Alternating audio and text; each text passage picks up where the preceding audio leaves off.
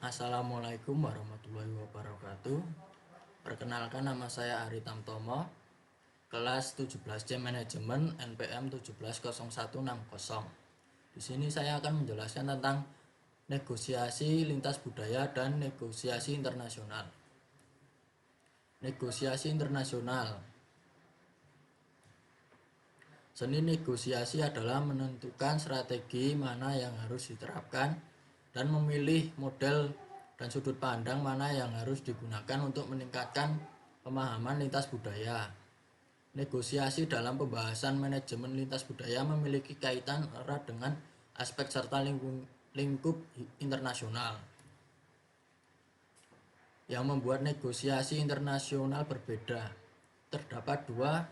Yang pertama konteks lingkungan, yang kedua konteks terdekat.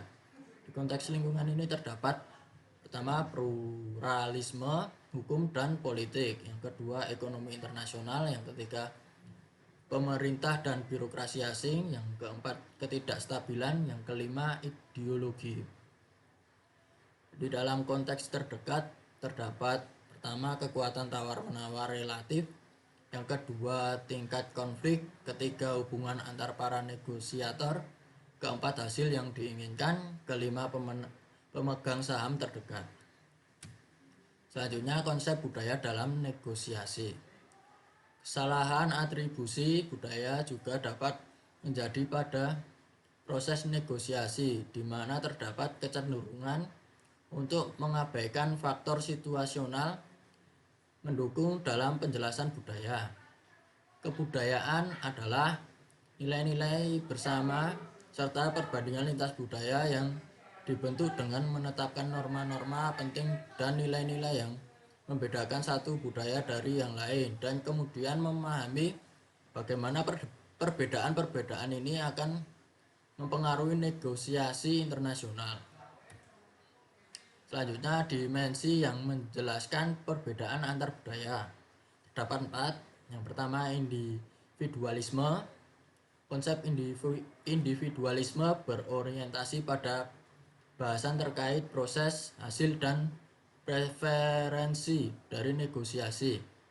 Yang kedua terdapat keberhasilan karir atau kualitas hidup. Budaya berbeda dalam sejauh mana individu terkait memegang nilai-nilai yang dipromosikan.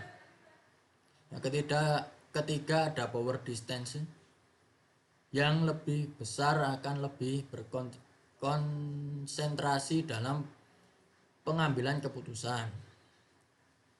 Yang keempat, penghindaran ketidakpastian. Tingkat ketidakpastian yang tinggi akan merasa tidak nyaman berada dalam kondisi negosiasi yang ambigu. Selanjutnya ada 6 pengaruh budaya terhadap negosiasi atau sudut pandang manajerial.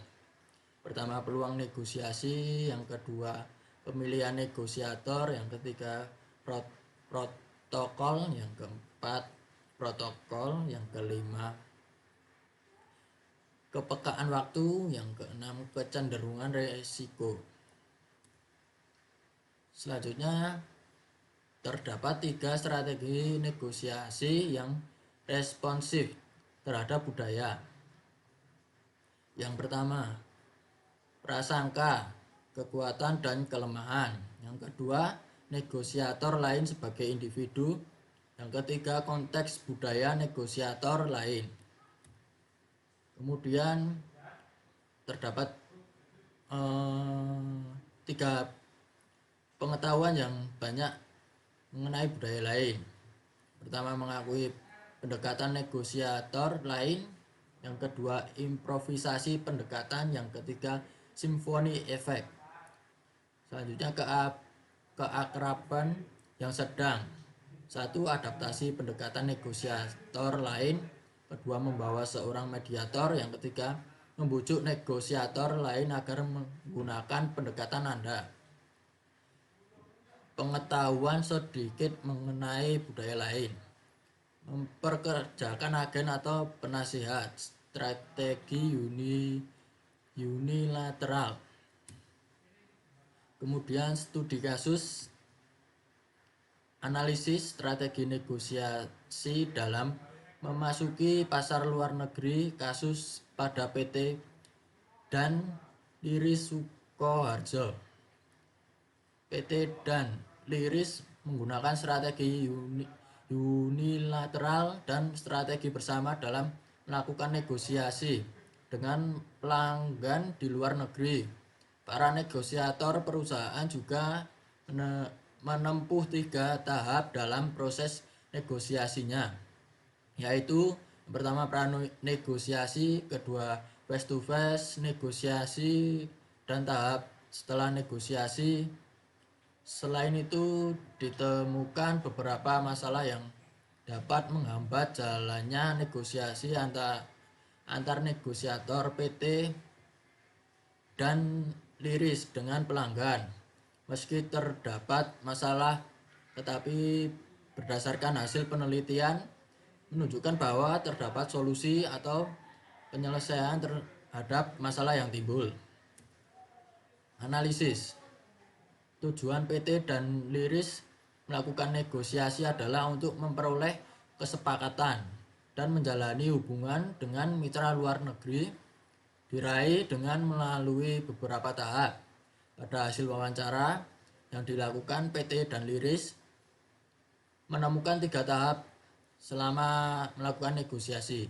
Ketiga tahap tersebut adalah persiapan atau pranegosiasi, yang kedua face to face negosiasi, kemudian yang ketiga setelah negosiasi. Kesepakatan yang diambil memungkinkan munculnya perbedaan persepsi antara kedua belah pihak. Masing-masing negosiator harus memastikan bahwa kesempatan yang diambil benar-benar dipahami oleh kedua pihak yang terlibat. Manajer perusahaan PT dan Liris mengungkapkan bahwa untuk memastikan masing-masing pihak paham mengenai kesepakatan yang dihasilkan adalah melakukan evaluasi isi kontrak. Apabila memang ada yang berbeda, maka isi kontrak akan direvisi sebelum proses selanjutnya dilakukan. Sekian presentasi yang saya bisa jelaskan.